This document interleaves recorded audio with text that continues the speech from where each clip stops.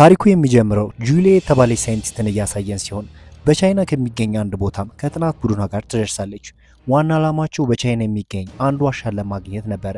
ተልኳቸውም በዓለም ላይ የሚገኝ ጥንታዊ ቦታዎችን ማጥናት ነበረ። ጁሊ ተልኳን የምትፈጽመው ከሁለት ጓደኞቿ ጋር በመሆን ሲሆን ከሁለቱ አንዱ በተደበቁ ወጥመድ ውስጥ ገብቶ ሲሞት ነገሮች እየከፉ ይመጣሉ። በዚህም ጁሊና ጓደኛዋ ይደነግጣሉ።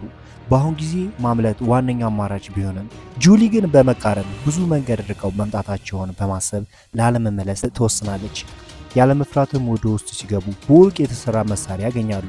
ሆኖም 6 ድንጋዮች ያሉ ሲሆን በስህተት ድንጋዩን ማስቀመጥ አደጋ ላይ የሚጥላቸው ይሆናል። ትንሽ ከሰራች በኋላም ጁሊ አንዱን ትመርጣለች። ሆኖም ጁሊ ትክክል አልነበረች። ከዛም ዋሻው ባሉበት ይፈርስ ይጀምራል። ሁለቱ ታዲያ በዚህ ሁነት ውስጥም ሆነው ለማምለጥ ይሞክሩ ነበረ። ሆኖም በውስጡ ያለው ወጥመድ ያስጨንቃቸዋል። በድንገትም የጁሊን ጓደኛ ቀስት ይወጋትና ፓራላይዝ እንድትሆን ያደርጋታል። ጁሊ አሁን እሷን መርዳት አትችልም። ያላትም አማራጭ ራሷን ማዳን ነበረ። አንዱ መውጫ ደግሞ ተዘግቷል። መሬቱ መፍረስ ሲጀምር ግድግዳውን ለመደገፍ ብትሞክርም በድንገት ግን አንድ አለት ወድቆ ይገላታል። ከዚህ አደገኛ ክስተት በኋላ ያንን ዋሻ ማንም ለመጎብኘት አስቦ አያውቅም ነበረ። ከዓመታት በኋላ አዲስ ቡድን ወደ ቦታ ይመጣል። ሊና የተባለች ደፋር ሳይንቲስት ስትሆን ወደ አደገኛው ግዛትም ያለ መፍራት ትገባለች።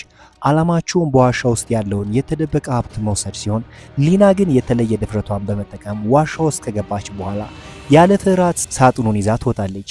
ሆኖም ወደ ውጭ እንደወጣች ሌላ ቡድን ያወጣችውን ሀብት ስጪን አሊያም ትሞሻለሽ ይሏታል። ሊና እጅ ባለመስጠት በመፋለም ራሷን ነጻ ታደርጋለች።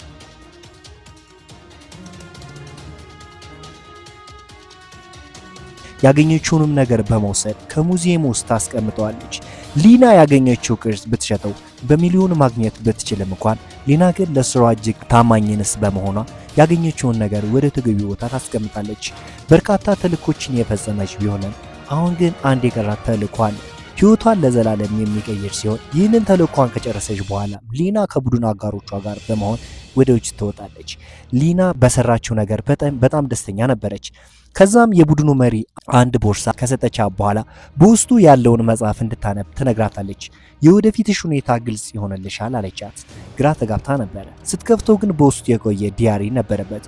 ዲያሪውንም ስትከፍተው የተጻፈው ስለ ጁሊያ ሲሆን ሊና ደግሞ ልጇ ነበረች። ዳታውም ስለ ጥንታዊ ግኝቶች ቦታው ያስቀምጥ ነበረ።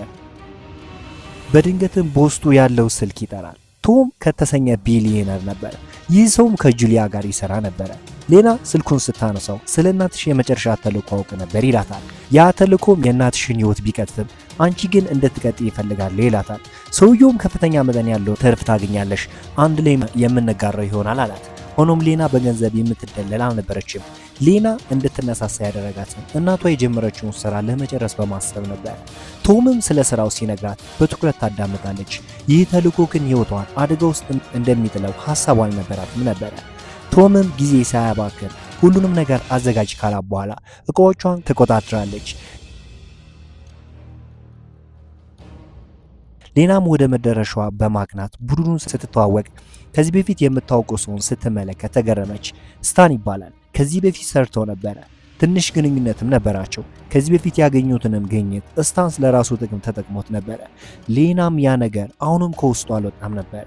እንደ በፊቱም አታምነውም። ከእርሱ ጋር ለመስራትም ፍላጎት የላትም።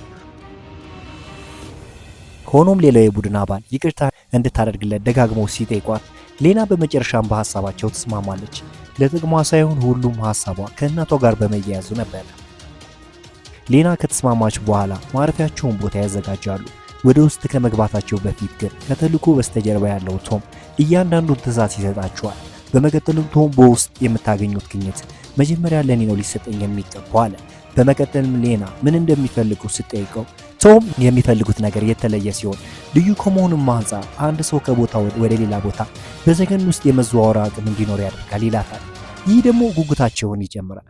ለዚህ ቶምም እስከ ቢሊየን ድረስ ለመክፈል ዝግጁ ሲሆን ቶም ሌሎች የሚያውቋቸው አርኪኦሎጂስቶች ቢኖሩም የጁሊያ ልጅ ስለሆነች ብቻ ለሌና እድል እንደሰጣት ይነግራታል። በጁሊያ ዲያሪ ላይም በውስጡ ያለው ነገር በጥልቅ የተቀመጠ ሲሆን ሆኖም ይህ ነገር ግን ሌና በምትረዳው መንገድ ነበር የተጻፈው። ስለዚህ ቶም ሌናን የቡድኑ መሪ እንድትሆን ያደርጋታል። ሌሎቹም ቢሆን በሌና መመራታቸው ደስተኛ ሲሆኑ በነጋታውም ወደ ዋሻ በመግባት በምሽት ጊዜ መጠለያቸውን ያዘጋጃሉ። በድንገት ግን ጭንብል የለበሱ ሰዎች ወደ ቦታው በመምጣት ካምፓቸውን ያጠቁባቸዋል። ሰዎቹ አንድ ሰው ፈልገው ሲሆን ከሌና ጓደኞችም አንዷን ያለማመንታት ይገሏታል። ሌናና አንድ ጓደኛዋ ከጥቃቱ ቢያመልጡም ሆኖም ስታንስን ከመቱት በኋላ ይወስዷታል።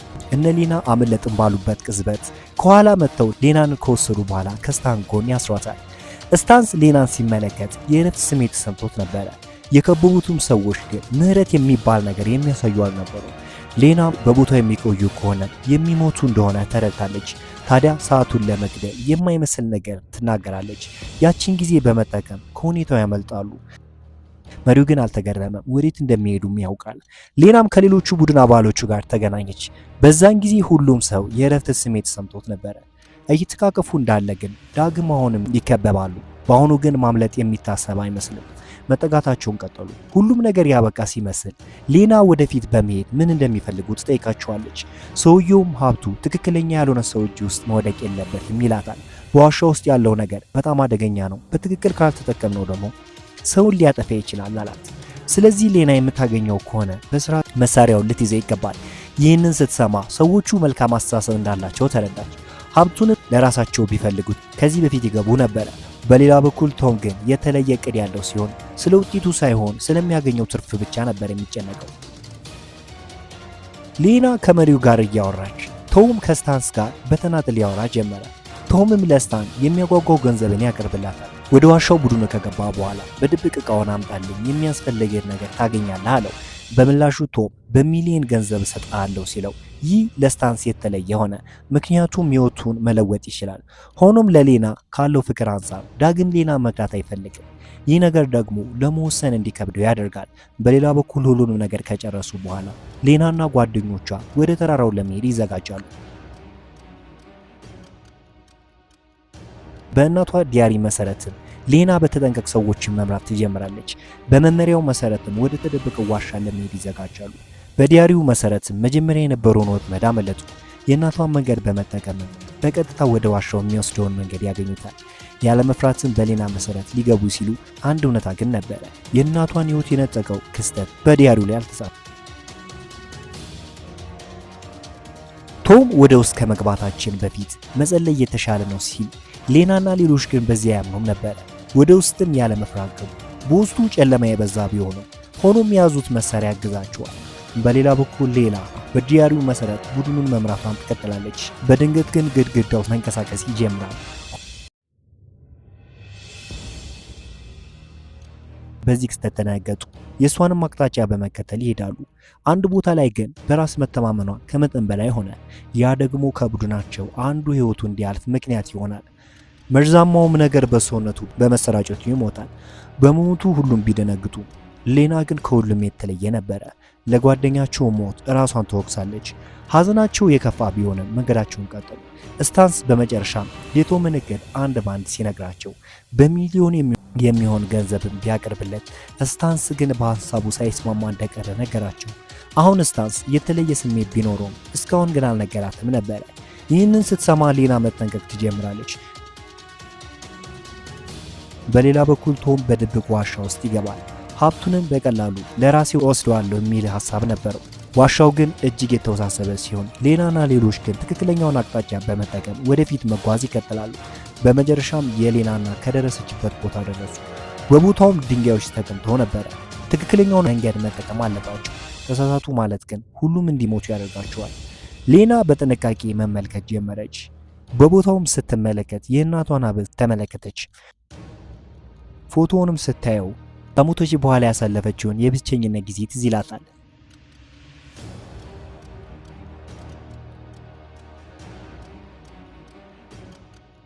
ምንም ፍንጭ ስለሌላትም በግምት አንዱን አነሳችው።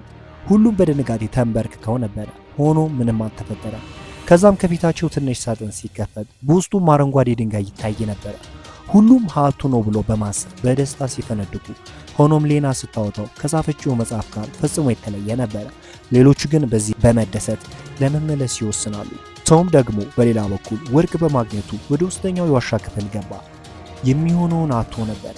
ዋና ዓላማውም ገንዘብ ማግኘት ሲሆን ወርቁንም እየለቀመ ሌሎቹ ካለበት ቦታ ይደርሳሉ። ያ ሰው ታዲያ የያዙትን ድንጋይ ለመውሰድ ያስፈራራቸው ይጀምራል። ሆኖም ግን ያንን ድንጋይ ሲይዘው የቆየው ሐውልት መንቀሳቀስ ጀመረ። ሐውልቱ ወደ እነሱ በመጠጋትም ያስፈራራቸዋል። በዚህም ቶም ሁሉንም አደጋ ላይ በመቶ ጥሏቸው ይሄዳል።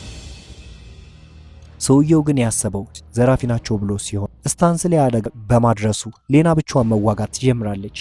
አንድ ጎራዴ በመጠቀምም ሆዱ ላይ በመውጋት ትገለዋለች።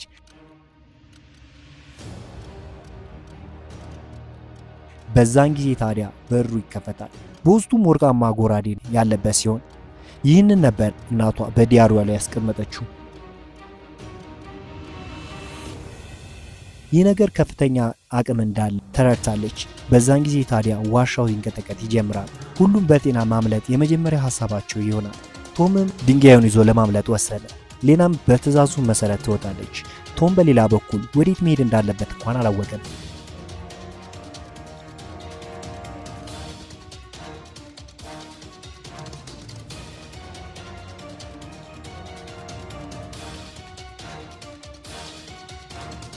በመጨረሻም ቶም በቦታው ከድንጋዩ ጋር ይሞታል።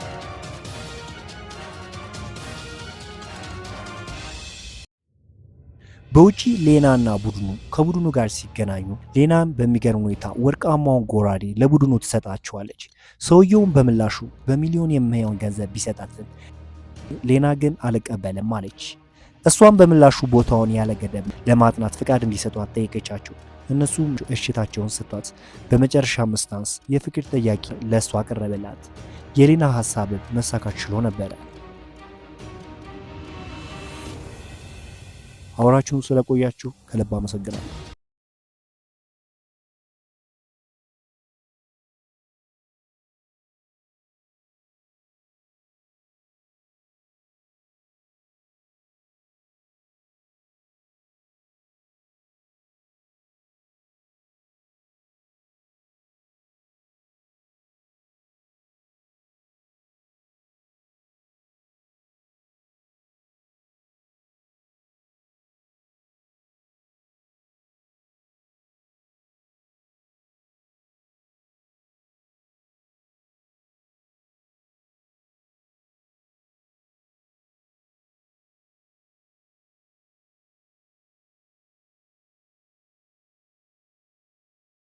የሌና ሀሳብ መሳካት ችሎ ነበረ።